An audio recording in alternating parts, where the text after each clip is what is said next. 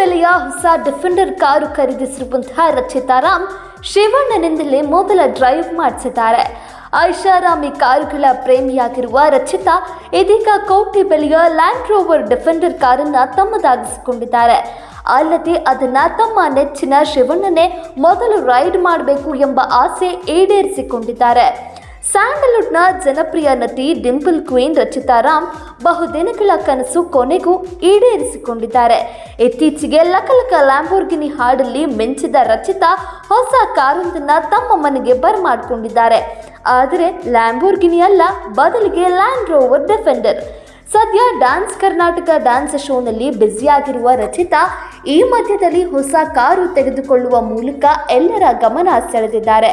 ನಟಿ ರಚಿತಾ ರಾಮ್ ಅವರಿಗೆ ತಮ್ಮ ಹೊಸ ಕಾರನ್ನು ಕರುನಾಡ ಚಕ್ರವರ್ತಿ ಡಾಕ್ಟರ್ ಶಿವರಾಜ್ ಕುಮಾರ್ ಅವರು ಮೊದಲು ಚಲಾಯಿಸಬೇಕು ಎಂಬ ದೊಡ್ಡ ಆಸೆ ಇತ್ತು.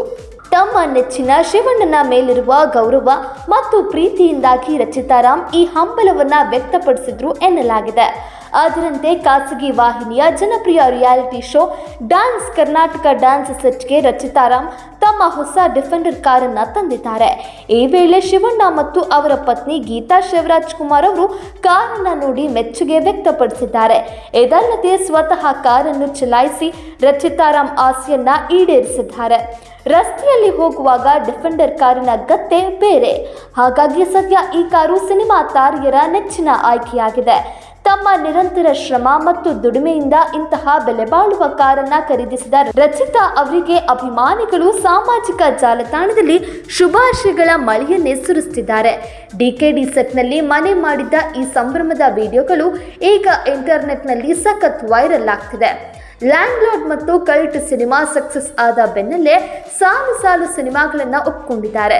ಶಬರಿ, ಸರ್ಚಿಂಗ್ ಫಾರ್ ರಾವಣ ಹಾಗೂ love me or hate me ಚಿತ್ರಗಳ ಚಿತ್ರೀಕರಣ ಈಗಾಗಲೇ ಮುಕ್ತಾಯಗೊಂಡಿದ್ದು, ಸದ್ಯ ಅಯೋಗ್ಯ 2 ಮತ್ತು ಕ್ರಿಮಿನಲ್ ಸಿನಿಮಾಗಳಲ್ಲಿ ರಚಿತಾ ರಾಮ್ ಬ್ಯುಸಿಯಾಗಿದ್ದಾರೆ.